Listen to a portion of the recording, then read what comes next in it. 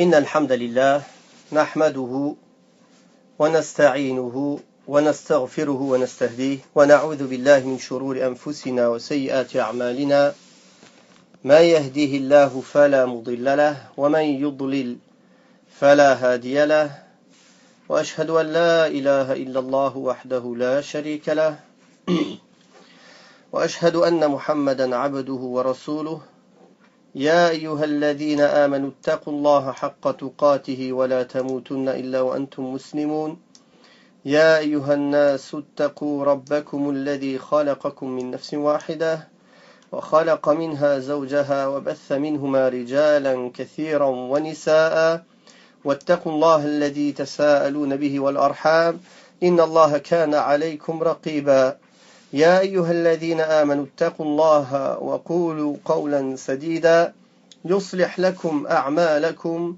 ويغفر لكم ذنوبكم ومن يطع الله ورسوله فقد فاز فوزا عظيما أما بعد فإن أصدق الحديث كتاب الله وخير الهدي هدي محمد صلى الله عليه وسلم وشر الأمور محدثاتها وكل محدثة بدعة وكل بدعة ضلالة وكل ضلالة في النار. Premièrement, si j'ai décidé de faire cette intervention, c'est que j'ai reçu un email d'une sœur de Pau qui m'a beaucoup inquiété, sachant qu'auparavant, il y avait déjà quelques mois, une sœur de Pau m'avait déjà appelé pour me parler de son mari qui était attiré ou qui commençait à fréquenter des personnes du centre Zahra chiite. Je vais vous faire, inch'Allah, un petit résumé, sachant que apparemment ce groupe égaré est en train de transmettre des idées fausses sur l'islam et d'essayer d'égarer les gens avec des choses équivoques. Je vais vous parler de quelques points concernant les chiites. Et après cela, je vous laisserai, Inch'Allah, l'occasion de poser quelques questions. Bi'idhnillah subhanahu wa ta'ala. Première chose, il faut savoir que les chiites, le chiisme, est une des pires sectes égarées que l'islam n'a jamais connues. Car en réalité, il n'a rien à voir avec l'islam. Et comme on va le voir à travers quelques écrits que je vais citer, qu'en réalité, la base du chiisme, c'est Abdullah ibn Saba, un juif, qui a été le premier à dire des fausses paroles, à exagérer sur Ali, et qui a été le premier à pousser les gens à se révolter contre Uthman ibn Affan, et qui a été la cause de toute la fitna. Puis après, cela a été repris par les Perses qui n'ont pas accepté que l'islam entre dans leur pays par la cause de Abu Bakr et de Omar. Et c'est pour ça que pour eux, Abu Bakr et Omar, c'est les deux plus grands shayatines et qu'ils les insultent, car ils ont entré l'islam dans leur pays, le tawhid, le monothéisme pur, et ils ont justement rejeté leurs adorations du feu et leurs adorations des gens et des divinités en dehors d'Allah.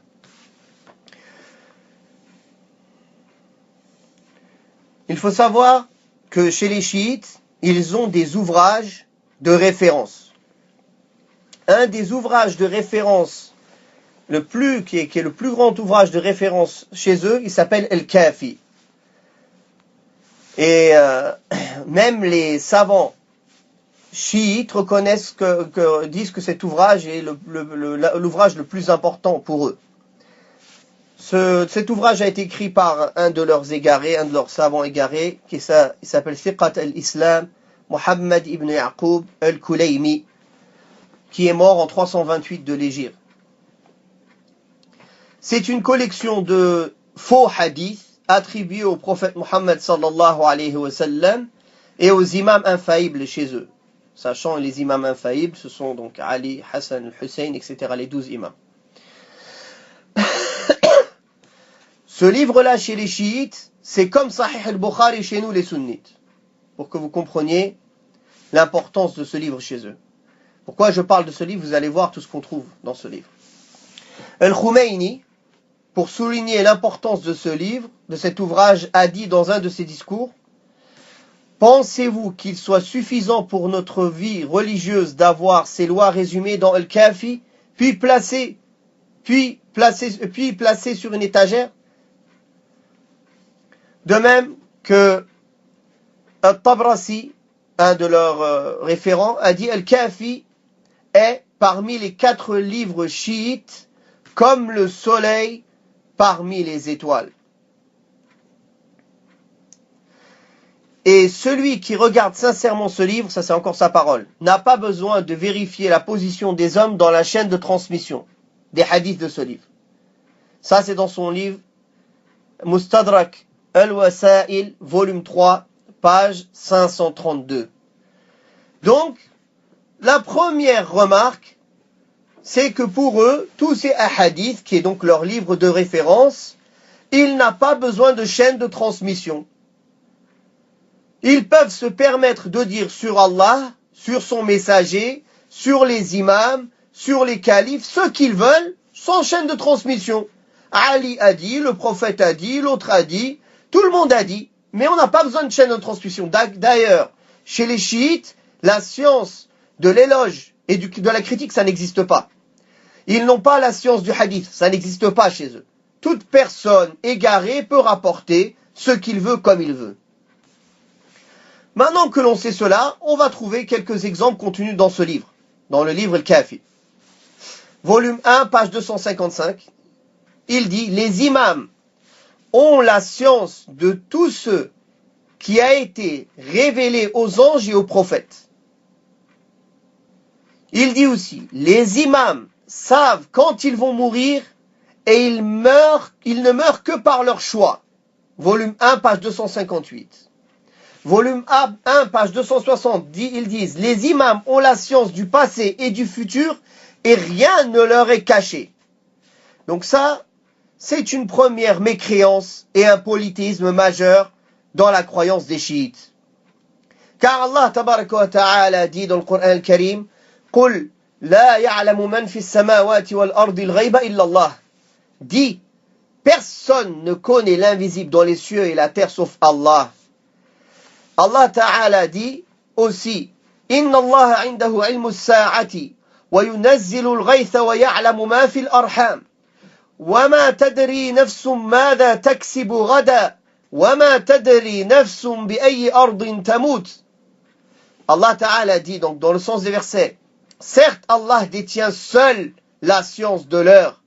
Il fait descendre la pluie et il connaît ce qu'il y a dans les matrices. Personne ne sait ce qu'il acquérera demain et personne ne sait sur quelle terre il va mourir. Aussi, ce que l'on trouve dans ce livre, Al-Kafi, volume 10, page 54, il dit: l'obéissance à Ali est la véritable humilité et sa désobéissance est la mécréance. Il dit aussi, volume 10, page 55, quiconque installe un autre imam en dehors de Ali et retarde ainsi son califat est un polythéiste. Donc on remarquera par ces paroles-là qu'ils rendent mécréants tous les compagnons et tous les gens de la Sunna, car tous les compagnons, ils ont été unanimes sur le califat d'Abu Bakr et de Omar, et même Ali lui-même a fait bay'a à Abu Bakr. Et ceux qui disent: pourquoi Fatima n'a pas fait bay'a? Depuis quand dans l'islam les femmes elles font bay'a? Jamais, même au prophète sallallahu alayhi wa sallam, c'était les chefs des peuples qui faisaient bay'a. Et même les femmes qui faisaient bay'a, elles faisaient de loin, elles ne venaient pas lui serrer la main. Et jamais un calife a été désigné par le choix des femmes en islam. C'est Ahlul Halli wal Aqd. C'est les savants, les têtes de la communauté qui décident de qui sera calife. Même si ce n'est pas tout le monde. La majorité des dirigeants de la communauté et des têtes, non pas comme la démocratie, la majorité du peuple. Non, la majorité de Ahlul Halli wal Aqd, la majorité des savants, la majorité des représentants des grandes tribus, des grandes familles, des gens intelligents, des gens importants dans la société, s'ils décident qu'une personne est le calife, cette personne est le calife, même si les autres ne sont pas d'accord.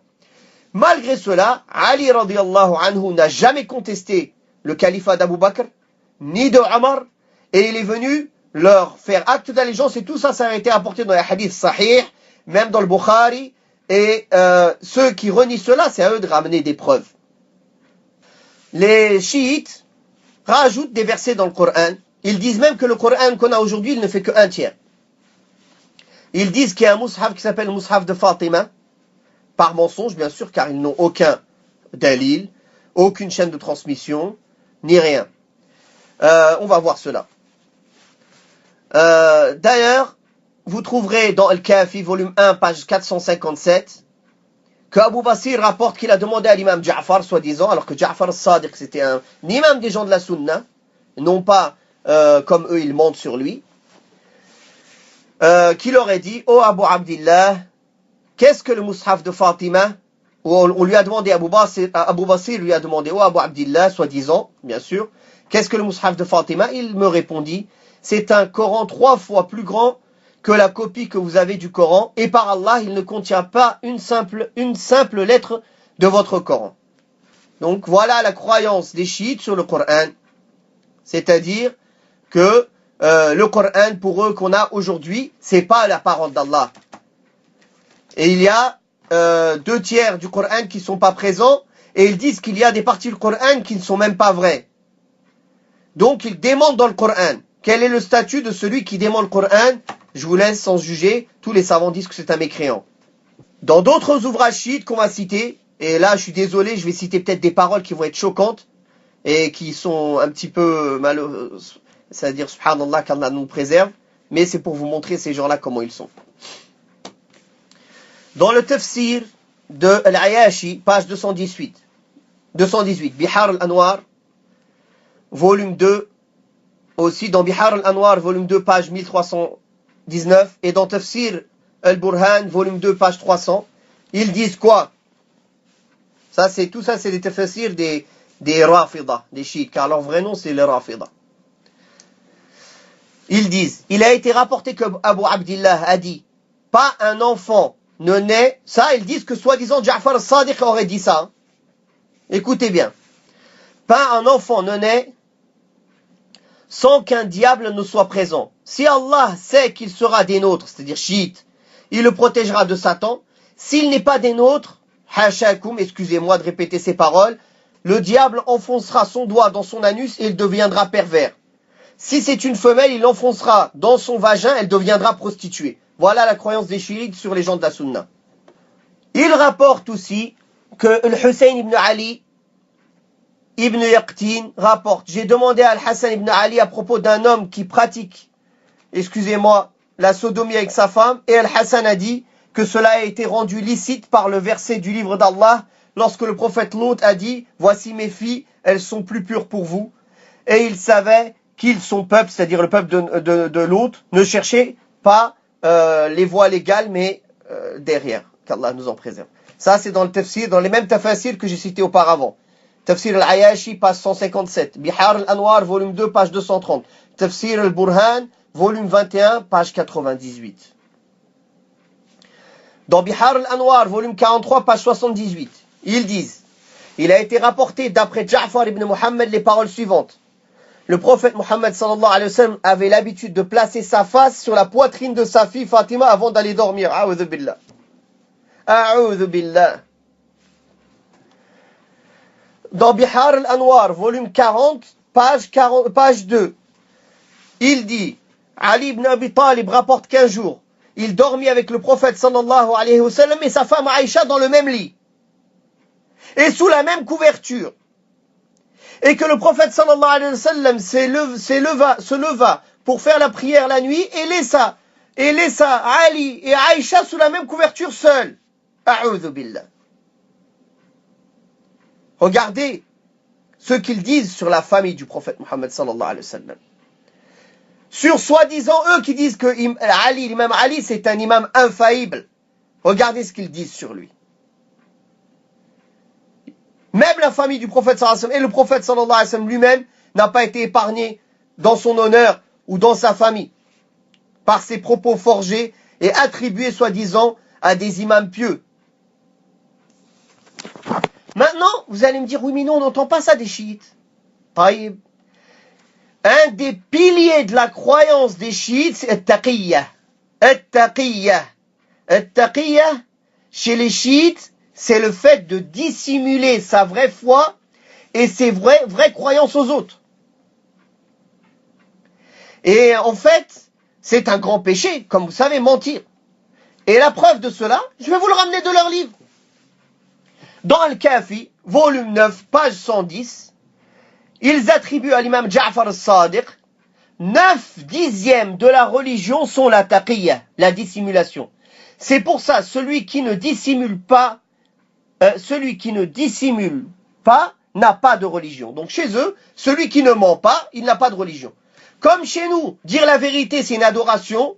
Eux, chez eux, mentir, c'est un moyen d'adoration. Dans Al-Kafi, volume 9, page 116, ils disent, mélangez-vous avec eux, les sunnites, de l'extérieur, et opposez-vous à eux intérieurement. Donc aujourd'hui, leur discours, c'est quoi? Ils font croire aux musulmans, non, regardez les wahhabites, les salafites, ils veulent diviser, ils rendent mécréants tout le monde, on est des frères, nous on a cessé d'insulter les compagnons, nous on aime la famille du prophète, nous on aime les compagnons, nous on les rend pas mécréants, et ce sont tous des menteurs, car la taqiyya ça fait partie de leur religion. Et ils arrivent à tromper quelques musulmans naïfs. Ils arrivent à les tromper aussi comment? Avec leur position soi-disant politique. Regardez le Hizbullah. En vérité, c'est pas Hizbullah, c'est Hizbullat. Hizbullat. Le parti de Lat. Non pas le parti d'Allah. Oui, c'est les seuls qui défendent la Palestine, etc., etc. Regardez les sunnites, ils font entrer les Américains dans leur territoire. Regardez, c'est-à-dire ils passent par des paroles de politique pour faire quoi? Pour inculquer leurs croyances. Premièrement, il y a un dirigeant de Hizbullah au Liban, dans une interview qui est filmée, qui est sur YouTube, qui est présente, qu'on peut entendre et voir pour tous ceux qui comprennent l'arabe, qui a dit, si Bachar al-Assad tombe en Syrie, on fera alliance avec Israël contre les sunnites. Il l'a dit de sa bouche. Deuxièmement, quand les Américains sont entrés en Irak, qui ils ont mis au pouvoir? Ils ont mis les chiites. Troisièmement, qui permet aux chiites iraniens et de Hizbullah rentrer en Syrie, massacrer et égorger les enfants sunnites? Qui se sert soi-disant de la menace iranienne pour pouvoir instaurer ces bases militaires dans les pays arabes en faisant peur aux Arabes de la menace iranienne? En vérité, les Iraniens, c'est leurs amis. Les chiites, dans l'histoire de l'islam, ça a été toujours les traîtres de l'islam.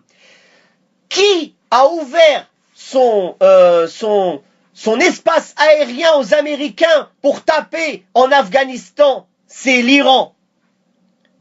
Il avait dit au début, il a menti. Ils ont dit on n'ouvrira jamais notre espace aérien. Mais au dernier moment, ils ont trompé tout le monde. Ils ont ouvert leur espace aérien. Et de là, les avions sont passés et ont bombardé les peuples et les gens en Afghanistan. Alors qu'ils ne viennent pas nous faire croire que c'est ils font du cinéma, oui, nous on est les ennemis des Américains. Ce sont leurs alliés. Regardez toutes les vidéos où le président iranien, il enlace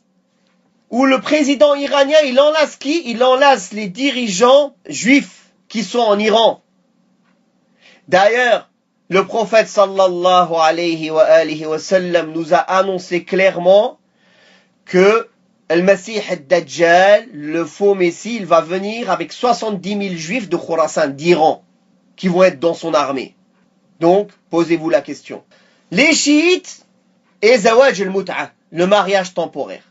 Chez les chiites, Le muta'a, c'est le mariage temporaire, cela est permis chez eux, même si c'est 5 minutes. En fait, c'est de la prostitution cachée.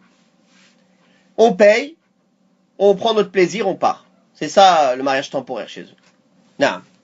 Al-Qummi et Al-Kashani ont rapporté, soi-disant, que l'imam Ja'far al-Sadiq, bien sûr sans chaîne de transmission, sans vérification, qu'il aurait dit, donc ça c'est dans Tafsir Minhaj al-Sadiqin, tome 2, page 495, alors ils disent qu'il aurait dit, bien sûr, il est loin de dire ces paroles-là, rahimahullah, la mut'a est ma religion, et la religion de mes ascendants. Celui qui la pratique, pratique notre religion. Celui qui la renie, renie notre religion et croit en une autre religion. Pour eux, celui qui ne fait pas la prostitution, il n'est pas musulman. Ils ont prétendu que le prophète sallallahu alayhi wa sallam aurait dit, ça c'est dans Tafsir Minhaj al-Sadiqin, tome 2, page 493, qu'il aurait dit, qui pratique la mut'a, ne serait-ce qu'une fois, n'aura plus à craindre la colère d'Allah. Ils disent aussi, celui qui quitte ce monde sans avoir pratiqué la mut'a, viendra le jour dernier avec un sexe mutilé, c'est-à-dire l'organe coupé. Dans Tafsir Minhaj al-Sadiqin, tome 2, page 495. Ils disent, celui qui pratique la mut'a, ne serait-ce qu'une seule fois, n'aura plus à craindre la colère du Tout-Puissant. Celui qui pratique la mut'a 2 fois sera ressuscité avec les bons.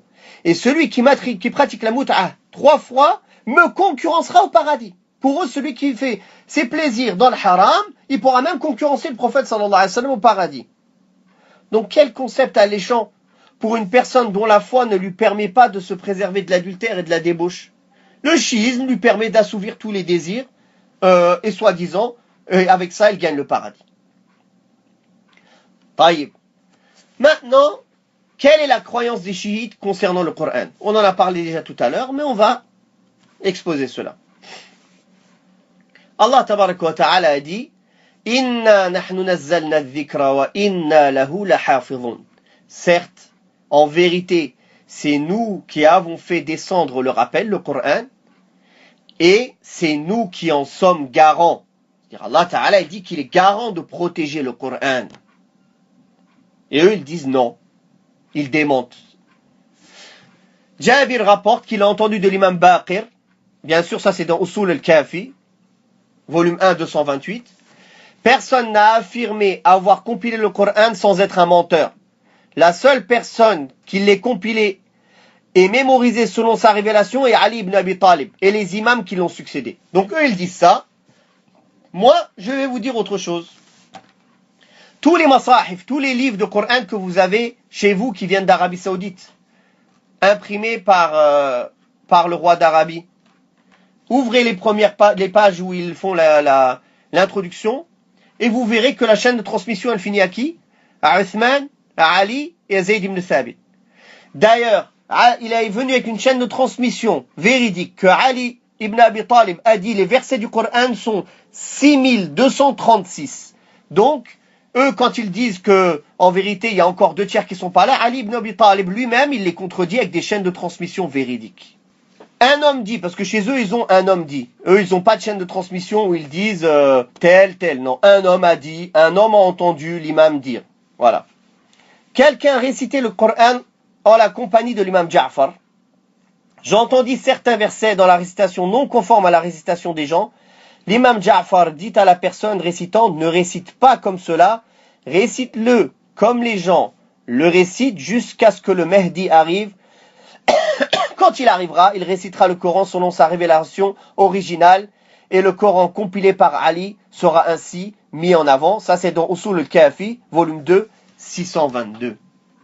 Donc, on voit ici aussi que il ne croit pas dans le Coran, qu'il ne croit pas qu'Allah a préservé le Coran et qu'il ne croit même pas que Ali ibn Abi Talib, que eux ils disent qu'il est infaillible, c'est un imam infaillible, c'est un imam qui connaît l'invisible, le passé, le futur, et le Hassan ibn Ali aussi, alors ils disent qu'il a triché, qu'il a menti, parce que c'est lui-même qui a transmis ce Coran qu'on a maintenant devant nous, qu'on lit tous, et il n'a jamais dit le contraire. Donc ils se contredisent tout seuls. J'en passe et des meilleurs sur toutes les toutes les interprétations lointaines, les mots rajoutés dans le Coran, comme le fait que Allah Ta'ala a dit, certes Allah a choisi Adam, Nuh, la famille de Ibrahim et celle de Imran au-dessus des mondes. Eux ils disent non, les compagnons ils ont enlevé aussi dedans qu'il y avait la famille de Mohammed. Ça c'est dans le commentaire de Qummi. De même, ils disent qu'ils rajoutent des paroles au verset où Allah Ta'ala dit nous avions donné à Adam un ordre auparavant mais il a oublié.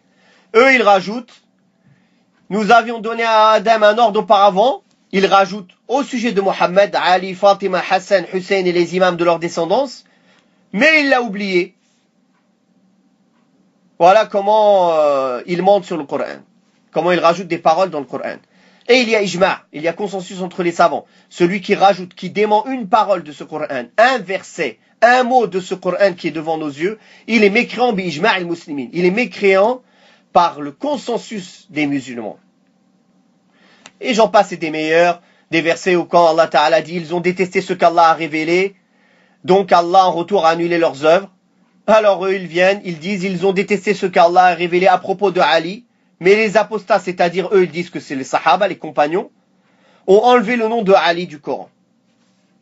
Imaginez-vous, voilà comment ils s'amusent avec le Coran, et ils font dire au Coran ce qu'ils veulent exactement. Sans compter qu'ils ont une sourate qu'ils ont appelée sourate al-Wilaya, qu'ils ont inventé, qui n'est pas la parole d'Allah subhanahu wa ta'ala. Non. La croyance des chiites concernant le prophète Mohammed sallallahu alayhi wa sallam. Regardez ce qu'ils disent sur le prophète sallallahu alayhi wa sallam. Quand Allah ta'ala dit, donc ça c'est dans Al-Qummi 19. Quand Allah ta'ala dit, certes Allah ne se gêne point, dans Surat Al-Baqarah, certes Allah ne se gêne point de citer en exemple une chose quelconque, un moustique ou quoi que ce soit au-dessus. Qu'est-ce qu'ils disent? Le savant chiite Ali ibn Ibrahim explique que par le mot moustique, Allah fait référence à Ali. Et par le mot quoi que ce soit au-dessus, il désigne le prophète Mohammed sallallahu alayhi wa sallam. Quelle honte de comparer Ali ibn Abi Talib radiyallahu anhu à un moustique. Et le prophète Mohammed sallallahu alayhi wa sallam a quelque chose d'un peu supérieur. Quel manque de respect. Mais cela est digne des groupes et sectes égarés qui sont prêts à toutes les interprétations et extrapolations pour justifier leurs croyances erronées, serait-ce au prix de bafouer l'honneur du prophète Mohammed sallallahu alayhi wa sallam. Un de leurs cheikhs qui s'appelle Cheikh Tousi et Nu'mani rapportent tous deux du 8e imam Rida, c'est leur 8e imam, que le signe de l'apparence de l'imam Mahdi sera qu'il apparaîtra nu en plein jour. Et ils disent, Mullah Baqir Majlisi dit que le premier, ça c'est dans le livre Haqqul Yaqin, volume 2, 337, que le premier disciple qui va prêter le serment d'allégeance au Mahdi nu sera le prophète Mohammed sallallahu alayhi wa sallam lui-même. Donc ils disent que le Mahdi, l'imam al-Mahdi, est supérieur au prophète Mohammed sallallahu alayhi wa sallam. Toute personne qui prétend qu'un homme est supérieur au prophète Mohammed sallallahu alayhi wa sallam est un kafir. De même, leur Mullah Fathallah Kashani a écrit à propos de l'mut'a, zawaj al-mut'a, le mariage temporaire, enfin la prostitution, que le prophète sallallahu alayhi wa sallam aurait dit, eux ils disent il a dit, sans chaîne de transmission bien sûr, quiconque fait le mut'a une fois aura le statut de Hussein, celui qui le fait 2 fois aura le statut de Hassan, celui qui le fait 3 fois aura celui de Ali, et celui qui le fait 4 fois aura mon statut. Donc quelqu'un qui fornique 4 fois, qui se prostitue, une femme elle se prostitue 4 fois, elle va avoir 4 prostituées, et le mut'a, il aura le même statut que le prophète Mohammed sallallahu alayhi wa sallam chez eux. L'imam al-Khomeini, l'imam de l'égarement, on peut l'appeler imam, mais c'est un imam de l'égarement, dans son livre Al-Hukumatul Islamiyya, page 52, a dit « C'est un principe nécessaire de notre croyance que nos imams ont des rangs supérieurs aux anges les plus proches et aux messagers désignés. » Donc chez eux, les imams, ils sont mieux que tous les messagers. Non. Il dit « Tout prophète est venu établir la justice sur terre. Son but, en parlant du prophète Mohammed sallallahu alayhi wa sallam, était aussi d'établir la justice, mais il n'a pas réussi. A'udhu billah. La'natullahi alayk. Mais il n'a pas réussi, il dit. Sa position est la même que celle des prophètes qui sont venus pour réformer les sociétés humaines et établir la justice, mais qui ont échoué durant leur vie. Donc regardez le kufr de l'imam al-Khuwaini, l'imam des égarés, l'imam qui guide au feu. Regardez ce qu'il dit sur le prophète Mohammed sallallahu alayhi wa sallam, qu'il n'a pas réussi sa mission. Les chiites par rapport aux compagnons, alors on va voir ce que Allah Ta'ala dit dans le Coran par rapport aux compagnons du messager d'Allah sallallahu alayhi wa sallam. Allah Ta'ala dit dans surat Muhammad, Muhammad est le messager d'Allah. Et ceux qui sont avec lui sont durs envers les mécréants, miséricordieux entre eux. Tu les vois inclinés, prosternés, cherchant d'Allah grâce et agrément. Leurs visages sont marqués par la trace laissée par la prosternation. Telle est leur image dans la Torah et l'image que l'on donne d'eux dans l'évangile. Et si d'une semence qui sort, ça pousse, qui se raffermit, s'épaissit et ensuite se dresse sur sa tige, à l'émerveillement des semeurs. Allah, par eux, les croyants, remplit de dépit les mécréants, Allah promet à ceux d'entre eux qui croient et font les bonnes œuvres un pardon et une énorme récompense. Allah Ta'ala a dit aussi, en parlant des compagnons, Allah a très certainement agréé les croyants quand ils t'ont prêté le serment d'allégeance sous l'arbre. Il a su ce qu'il y avait dans leur cœur et a fait descendre sur eux la quiétude et il les a récompensés par une victoire proche. On ne parle pas de tous les hadiths qui disent que les meilleurs des gens sont mon peuple, puis ceux qui les suivent, puis ceux qui les suivent. Alors regardez eux ce qu'ils disent sur les compagnons. Kulayni cite l'imam Baqir et dit, les gens sont devenus apostats après la mort du prophète Mohammed sallallahu alayhi wa sallam, sauf 3 personnes. Al-Miqdad ibn al-Aswad, Abu Dharr al-Ghifari et Salman al-Farisi. Donc pour eux, tous les compagnons sont des mécréants, sauf 3. Et il continue, Abu Bakr et Omar ne se sont pas repentis avant de mourir. En fait, ils n'ont même pas mentionné ce qu'ils ont fait à Ali, qu'Allah et les anges et l'humanité les maudissent. Voilà ce qu'ils disent dans leur livre. Ça, c'est dans Kitab al-Rawdah 115. Dans Haqqul Yaqin, volume 2, page 519, Mawla Baqir a écrit, nous croyons qu'il faut se dissocier des 4 idoles suivantes. Regardez comment il les appelle. Des idoles. Abu Bakr, Omar, Uthman et Muawiyah. Et de 4 femmes. Aïcha, Hafsa, Hind et Ummul Haka. Avec tous leurs associés et fidèles. Ce sont les pires êtres parmi la création d'Allah. Et il n'est pas possible de croire en Allah, son messager et les imams sans se dissocier de leurs ennemis. D'ailleurs, les chiites ont une fête où ils font un gâteau. Je l'ai vu ça aussi de mes yeux. Et où ils chantent pendant toute cette fête Aïcha finnar, Aïcha finnar. Aïcha est en enfer, Aïcha est en enfer. L'être que le prophète sallallahu alayhi wa sallam aimait le plus. Quand on lui a demandé qui est la personne que tu aimes le plus, il a dit Aïcha. Puis quand on lui a demandé et chez les hommes, il a dit son père. Mawla Baqir Majlisi écrit dans Haqqul Yaqin 342. Pharaon et Haman dans le Coran désignent Abu Bakr et Omar. Pour eux, Abu Bakr et Omar c'est Pharaon et Haman. Allah al-Musta'an. Allah al-Musta'an. Regardez comment ils interprètent les versets du Coran comme ils veulent. Ça c'est dans la traduction de Maqboul de Tafsir al-Qummi 522. Quand Allah Ta'ala dit, il vous a protégé de l'immoralité, de l'acte répréhensible et de la rébellion.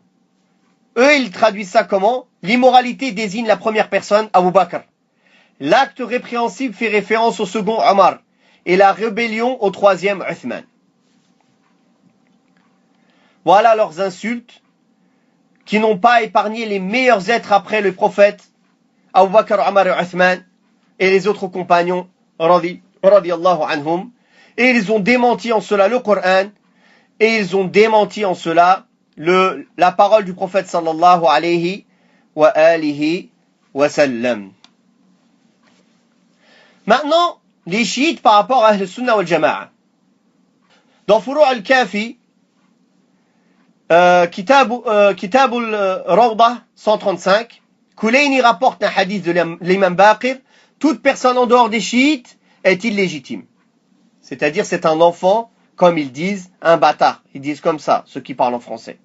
Ils disent c'est un enfant de zina. C'est un enfant de la fornication. C'est pour ça d'ailleurs, quand ils insultent les Ahl Sunnah, ils disent vous êtes des enfants de fornication. Ils disent aussi dans leur livre, dans Haqqul Yaqin, volume 2, 527, lorsque l'imam Mahdi apparaîtra, il commencera par exécuter les savants sunnites avant de s'attaquer aux mécréants. Moula Baqir cite l'imam Zaynul Abidin. Et bien sûr, l'imam Zayn al-Abidin, il était loin de ces personnes-là. Tous ces gens de Ahl al-Bayt, qui étaient parmi les premiers, les enfants de Ali et les enfants de Hassan al-Hussein, ils aimaient Abu Bakr et Omar, ils les respectaient. D'ailleurs, quand ils ont été voir un de ses petits-fils, ils lui ont dit, que penses-tu de Abu Bakr et de Omar? Il a dit, je dis de ce que mes parents et mes grands-parents disaient, que du bien. Depuis ce jour-là, ils ont refusé, et c'est pour ça qu'ils ont été nommés Rafida, ceux qui refusent, ceux qui renient. Donc là, ils disent que soi-disant l'imam Zayn al-Abidin, une personne questionna l'imam à propos d'Abu Bakr et Omar, l'imam répondit, j'ai été informé qu'ils étaient tous deux mécréants, et toute personne qui s'allie à eux en pensant qu'ils sont bons est aussi mécréante. Non. D'ailleurs, les chiites considèrent les sahaba comme des menteurs et des apostats. Il y a même une dua, une invocation qu'ils appellent dua Sanamei Quraysh. Dua Sanamei Quraysh, c'est-à-dire la dua des deux idoles de Quraysh. C'est une invocation faussement attribuée à Abdullah ibn Abbas, où Abu Bakr et Omar, ils sont maudits et traités d'idoles de Quraysh. Le shirk leur est attribué de même qu'à leur fille Aïcha et Hafsa, femme du prophète Muhammad sallallahu alayhi wa alihi wa sallam. Et cette prière, cette dua-là, elle a été publiée avec une fatwa de 6 savants chiites majeurs, dont Al-Khomeini, encourageant les chiites à la réciter dans chaque prière. Pour finir, toute personne saine d'esprit voit bien que les commentaires chiites du Coran sont inconcevables, illogiques et sans fondement. Et tout ça afin de justifier l'injustifiable. Que dire des insultes contre le prophète Muhammad sallallahu alayhi wa sallam, ses femmes, ses compagnons et toutes ces paroles forgées qu'ils ont attribuées à des imams pieux. En réalité, les Perses ont utilisé l'image de piété et de noblesse de la famille du prophète Muhammad sallallahu alayhi wa sallam, comme les chrétiens ont utilisé l'image de piété du prophète Isa alayhi salatu wassalam, et tout cela pour s'emparer du califat, n'ayant aucune légitimité. Les Perses ont donc inventé une religion qui se rapproche de l'islam en faisant appel au sentiment d'amour naturel des musulmans pour la famille du prophète Muhammad sallallahu alayhi wa sallam. Car c'est normal, tout musulman aime la famille du prophète sallallahu alayhi wa sallam. Et tout sunnite aime plus la famille du prophète sallallahu alayhi wa sallam que les chiites. Mais nous on les aime comme Allah nous a ordonné de les aimer, sans exagérer, sans leur donner des qualités ou des attributs divins, sans les faire mieux que le prophète Muhammad sallallahu alayhi wa sallam et que les prophètes. On aime les croyants parmi les gens de la famille du prophète sallallahu alayhi wa sallam. Il y a des gens de la famille du prophète sallallahu alayhi wa sallam, même à son époque, qui sont morts mécréants. Donc on n'aime pas les mécréants parmi sa famille. Les chiites, les Perses, ils ont profité aussi de l'injustice faite à la famille du prophète sallallahu alayhi wa sallam, de même façon que les chrétiens profitent de l'image d'injustice faite au prophète Isa alayhi salatu wassalam. Ils pleurent et font pleurer les âmes sensibles sur le sacrifice du Christ, sacrifice inexistant, pour leur faire croire en une absurdité totale telle que la Trinité. De même, les chiites utilisent le sacrifice de Hussein ibn Ali radiyallahu anhuma et la période de trouble ayant suscité la mort de Uthman ibn Affan radiyallahu anhu pour rassembler les ignorants et leur faire croire en de totales incohérences. De plus, à leur égarement s'ajoute la haine des compagnons, à l'instar des juifs qui n'ont pas accepté la vérité car le prophète Muhammad sallallahu alayhi wa sallam était arabe et non juif. De même, les Perses n'ont jamais accepté le califat dirigé par des arabes. Leur haine de Omar et de Abu Bakr radiyallahu anhuma s'explique par le fait que la conquête de la Perse s'est faite sous leur califat. Pour justifier ce qui s'oppose au Coran, à la Sunna et au comportement d'amour des compagnons entre eux, les chiites ont inventé un statut d'infaillibilité à leurs imams. Tous leurs hadiths sont forgés et inventés, avec des chaînes de transmission incomplètes, où il manque des narrateurs, et où on voit des narrateurs qui ne sont même pas cités par leur nom, mais désignés par une personne ou un homme. Qui est cet homme? Comment vérifier la parole de l'imam si la personne est inconnue? Leurs textes contiennent une multitude de contradictions, mais ils les justifient en disant que l'imam a pratiqué la taqiyya, lorsqu'il parle en bien des compagnons, lorsque Ali a fait l'éloge de Abu Bakr et Omar radiallahu anhum ajma'in. Donc ils disent non, il a fait la taqiyya. Ali radiallahu anhu n'a jamais parlé de changement dans le Coran. Son fils Hassan a renoncé au califat afin de réconcilier les musulmans. Comment les chiites justifient-ils donc cet acte de Hassan ibn Ali, étant donné que selon eux, le Hassan, comme tout imam, est infaillible? Comment il aurait pu laisser alors le califat à Muawiyah? Ils ont forgé des récits historiques se moquant des gens avec leurs interprétations fantastiques et les interprétations aussi forcées du livre d'Allah subhanahu wa ta'ala. Allah ta'ala loue les compagnons du prophète sallallahu alayhi wa sallam dans le Coran. Il affirme qu'il est le seul à connaître l'avenir, qu'il protège le Coran, qu'il a laissé un message clair et sans ambiguïté à l'humanité. Un livre sans distorsion ni erreur. Comment explique-t-il ces paroles d'Allah? Allah aurait-il envoyé le dernier et meilleur des prophètes avec un livre altéré et entouré des pires des créatures de la terre? Comment réfléchissent-ils, subhanallah? Nous allons terminer par une parole du muhaddith Abdullah ibn al-Mubarak au sujet des chiites. Il dit, si tu poses la question suivante aux juifs, quels sont les meilleurs êtres de la création après Moussa? Ils vont dire les compagnons de Moussa alayhi salatu wassalam. Si tu poses la question suivante aux chrétiens, quelles sont les meilleures créatures d'Allah après Isa alayhi salatu wassalam? Ils te répondront les apôtres de Isa. Et si tu poses la question aux chiites, quelles sont les pires créatures que la terre ait jamais portées? Ils te répondront les compagnons de Muhammad sallallahu alayhi wa sallam. Comment Allah tabaraka wa ta'ala aurait pu choisir des compagnons aussi mauvais pour le meilleur des hommes? Est-ce que le prophète sallallahu alayhi wa sallam n'a pas dit que n'a-t-il pas dit que la personne a la même religion que son meilleur ami? Comment le prophète sallallahu alayhi wa sallam a choisi Abu Bakr et Omar comme meilleurs amis et les traite de mécréants? Comment ils prétendent aimer la famille du prophète sallallahu alayhi wa sallam? Les premières personnes dans une famille, c'est qui? C'est la femme, c'est l'épouse d'une personne.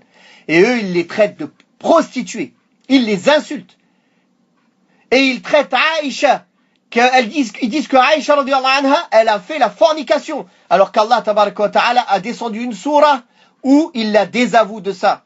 Où il la rend pure de tout cela. Subhanahu wa ta'ala. Donc il démente le Coran à plusieurs reprises.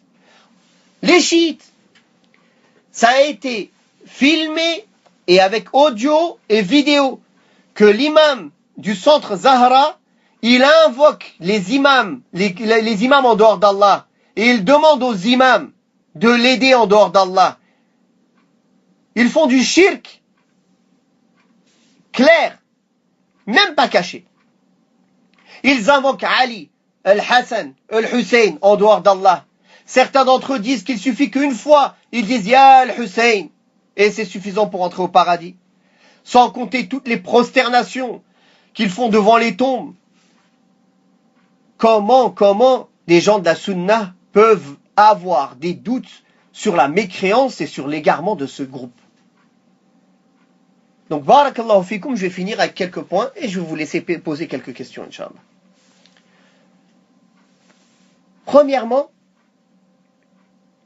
vous avez vu de leur texte que le mensonge, ça fait partie des bases de leur religion. Deuxièmement, quelqu'un de la Sunna n'écoute pas tout le monde. Après, il va vérifier. Moi aussi, je peux dire n'importe quoi. Tel a fait ça, tel a dit ça, tel a fait ça. Il suffit que même si la personne, elle dit sans mensonge, si elle arrive à laisser juste un ou deux mensonges dans votre esprit, elle a réussi. Car elle vous laisse des doutes. L'imam Mohammed ibn Sirin, un égaré, un innovateur est venu lui parler. Il a mis ses doigts dans ses oreilles. Il a mis ses doigts dans ses oreilles.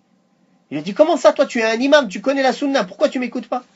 Il a dit, mon cœur, ce n'est pas moi qui le dirige, c'est Allah. J'ai peur que une de tes paroles équivoques, elle touche mon cœur et Allah m'égare. Une personne parmi les gens de l'innovation est venue discuter avec l'imam Malik. L'imam Malik. L'imam Malik l'a rejeté. Il lui a dit, écoute, c'est toi qui es dans le doute de ta religion. Va parler avec les gens qui sont dans le doute comme toi. Moi, je suis sur une voie claire, j'ai pas besoin de t'écouter. Donc, barakallahu fikum. Il est interdit, strictement interdit de les écouter. Vous n'avez pas le droit de les écouter après aller vérifier leurs informations. Et je vous dis même que dans votre cas, il est obligatoire de les exiler. Vous leur passez pas salam, vous répondez pas à leur salam, vous ne leur parlez pas, vous les exilez, vous les délaissez. Plus vous leur donnez de l'audience, plus vous leur donnez de l'importance, plus ils prendront d'importance. Exilez-les, délaissez-les, ne les écoutez pas. La sœur qui m'a envoyé le mail, est-ce que c'est vrai ci, est-ce que c'est vrai ça? Et tout le monde peut dire des mensonges, après vous allez vous amuser à aller vérifier tout ce qu'ils disent. Celui qui vient avec une information, c'est à lui de prouver la véracité de cette information. C'est pas il vient avec des informations qu'il balance, après nous on va aller vérifier si c'est vrai ou si c'est faux. Donc barakallahu fikum. Si vous voulez rester guidé, si vous voulez gagner le paradis, barakallahu fikum, exilez ces gens-là. Vous leur faites le hajr, vous leur parlez pas, vous leur passez pas le salam, vous ne leur rendez pas le salam. Vous asseyez pas dans leurs assises. Ils vous parlent, bouchez-vous les oreilles. Ne les écoutez pas. Et c'est comme ça, Inch'Allah, que vous serez préservés. Restez entre gens de la sunna. Apprenez votre religion, ignorez-les. Ignorez-les complètement. Et mettez en garde tout le monde. Dites même aux personnes de la mosquée. Parce que même si les personnes de la mosquée, c'est des personnes âgées qui connaissent pas la salafiyya, etc. Mais dites-leur que c'est des chiites, dites-leur qu'ils donnent des idées chiites, au moins que les personnes âgées, même s'ils s'attachent à la religion de leurs parents avec le madhab maliki, c'est mieux que le chiisme au moins. Au moins qu'ils défendent les gens de ça. Et qu'ils les interdisent de parler, et qu'ils les éloignent et qu'ils les accusent. Et je dis, barakallahu fikum, à tous les frères ou les sœurs qui auraient pu être touchés par cette pensée-là, par cet égarement-là, craignez Allah, repentez-vous. Wallahi, c'est le chemin de l'enfer que vous êtes en train de prendre. Je vous ai lu qu'une partie des textes. Il y a des centaines et des centaines de preuves sur l'égarement de ces gens-là. Qu'allons-nous dire? Ils critiquent le prophète sallallahu alayhi wa sallam. Ils démentent le Coran. Ils ne croient pas dans le Coran. Ils le falsifient. Ils insultent les compagnons, donc ils démentent le Coran. Ils invoquent les imams en dehors d'Allah. Ils disent que les imams connaissent l'invisible et que c'est eux qui décident de leur mort. Quel égarement après celui-ci? Barakallahu fikum. Est-ce qu'un seul parmi Ali ibn Abi Talib ou Hassan al-Hussein s'est déjà déclaré chiite? Ou ils ont appelé les gens à s'attacher à la sunna et à suivre les califes? Que Ali radhiyallahu anhu lui-même a fait la bay'a à Abu Bakr as-Siddiq. Et il n'a jamais contesté son califat ni celui de Omar. Donc comment ils prétendent que ces imams sont des imams infaillibles et eux-mêmes leurs actes et leurs paroles sont contradictoires avec leurs croyances à eux? Sans parler de leur histoire de le Mahdi al-Muntadhar, le 12e imam qui s'est caché, qui n'est jamais né. En fait, vous savez pourquoi ils ont fait 12 imams? Car ils n'avaient pas fixé à 12. Mais un de leurs imams n'a pas eu de garçon, n'a pas eu d'enfant. Alors ils ont dû inventer une histoire. Ils se sont retrouvés bloqués. Parce que pour eux, Allah ne peut pas, là ça c'est un pilier de leur croyance. Allah ne peut pas laisser les gens sans un imam. Donc cette croyance elle a été faussée car un de leurs imams n'a pas eu d'enfant. Alors ils ont été obligés d'inventer cette histoire de Mahdi al-Muntadhar, c'est-à-dire que le 12e imam il s'est caché et il va ressortir, c'est lui le Mahdi. Donc barakallahu fikum. Les savants sont là, les gens de la sunna sont présents. Qu'avez-vous à faire à écouter ces égarés, barakallahu fikum? Éloignez-vous d'eux.